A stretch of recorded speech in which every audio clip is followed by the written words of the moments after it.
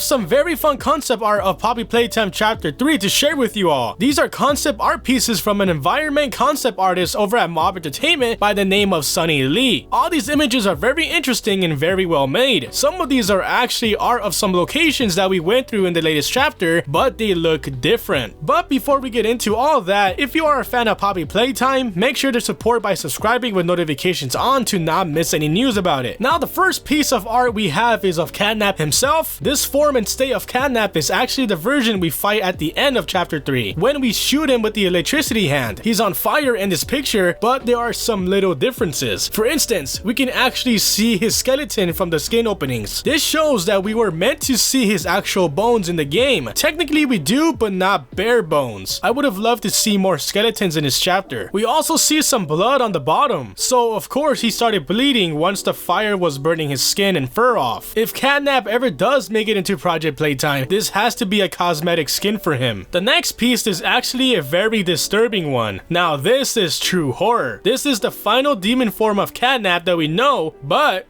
Look hard.